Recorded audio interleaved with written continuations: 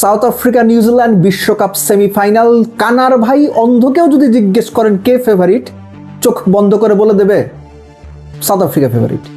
কিন্তু ম্যাচটা যখন নকআউট এবং প্রতিপক্ষ দলটা নিউজিল্যান্ড, তখন সাউথ আফ্রিকার পিলে চমকে না ওঠার কোনো কারণ নেই। এই পর্যন্ত বিশ্বকাপে যে 3বার নকআউট ম্যাচ নিউজিল্যান্ডের বিপক্ষে সাউথ আফ্রিকা খেলেছে, প্রত্যেকটা হেরেছে। 2011 আমাদের মিরপুরে 49 রানে হার, সবশেষ চ্যাম্পিয়ন্স ট্রফিতে 50 রানে হার। ইন বিটুইন 2015 সালে অকল্যান্ডের ইডেন পার্কে 4 উইকেটে হার নিউজিল্যান্ডের বিপক্ষে। ওই ম্যাচে অকল্যান্ডে নিউজিল্যান্ডের মাঠে ছিলাম 2015 বিশ্বকাপে। এই যে 3টা নকআউট ম্যাচের কথা আমি বললাম, সাউথ আফ্রিকার সবচেয়ে বড় সমস্যাটাই এখানে। পুরো টুর্নামেন্ট ভালো খেলে, কিন্তু পার্টিকুলার একটা নকআউট ম্যাচে গিয়ে বাজে খেলে ম্যাচ হেরে টুর্নামেন্ট শেষ। এক্সপেক্ট করব এবার যেন ওরকম কিছু না হয়, কেননা গত বিশ্বকাপের ফাইনালেও অলমোস্ট জেতা ম্যাচ সাউথ আফ্রিকা হেরে গিয়েছিল ভারতের বিপক্ষে। অথচ এই সাউথ আফ্রিকাই এই নিউজিল্যান্ডে নকআউট পর্বের আগে টি-20 বিশ্বকাপে গ্রুপ পর্বে যতবার খেলেছে ততবার হারিয়েছে। 2007, 2009, 2010, 2014 সবসময়, এমনকি 2026-এও কত 175 করেছিল বোধ হয় নিউজিল্যান্ড, সেটাও 16 ওভার 1 বলে সাউথ আফ্রিকা খেলা শেষ করেছিল। সাউথ আফ্রিকার এবারের টিমটা যদি আপনি দেখেন না, কাট মারদাঙ্গা টিম। 200 করতেছে, 175 16 ওভারে চেস করতেছে। ওয়েস্ট ইন্ডিজের বিপক্ষে 176 17 ওভারে চেস করতেছে। একমাত্র আফগানিস্তানের সঙ্গে ওই যে 187 বোধ হয় 2বার সুপার ওভারে গেল, ওই একটা ম্যাচ ছাড়া সাউথ আফ্রিকার কাছে কোনো টিম দাঁড়াইতে পারে না। ইনফ্যাক্ট ভারত সাউথ আফ্রিকার হাতে বোধ হয় কত 70-75 রানে হারছে। সো যে কোনো বিচারেই সাউথ আফ্রিকা ফেভারিট। তাদের প্লেয়াররা, ব্যাটাররা স্পেসিফিক্যালি দারুণ ফর্মে আছেন।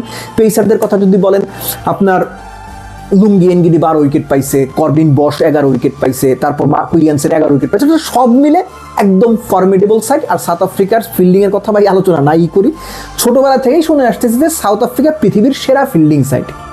এখন আরও অনেক টিম ভালো ফিল্ডিং সাইড হিসেবে তৈরি হয়েছে, কিন্তু সাউথ আফ্রিকা ফিল্ডিংয়ের দিক থেকে নিউজিল্যান্ড অলওয়েজ ডার্ক হর্স। এই কথাটা আমি সবসময় বিশ্বাস করি। নিউজিল্যান্ড টিমটা এমন টিম, আপনি কখনো তাদের রাইট অফ করতে পারবেন না।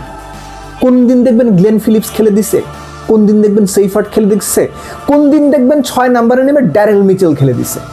আবার যেদিন দেখবেন কেউ খেলা নাই, 5-6 জন আউট হয়ে গেছে, মিচেল স্যান্টনার টুক করে 40-45 রান করে দলের রানকে 160-65 পর্যন্ত নিয়ে গেছে। ইডেনের মাঠে খেলা, যেখানে পার স্কোর ফার্স্ট ইনিংস 162 সম্ভবত।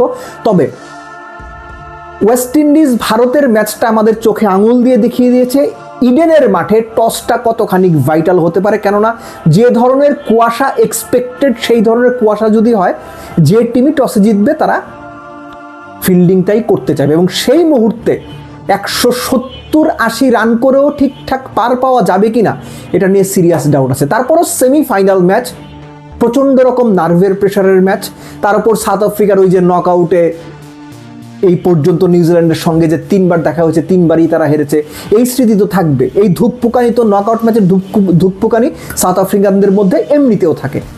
But semifinal match pressure will always be there. But still আমিও পার্সোনালি ফিল করি সাউথ আফ্রিকাই ফেভারিট, কেননা নিউজিল্যান্ডই এই সেমিফাইনালিস্টদের মধ্যে একমাত্র দল যারা পুরো টুর্নামেন্টে 2টো ম্যাচ হেরেও সেমিফাইনালে এসেছে।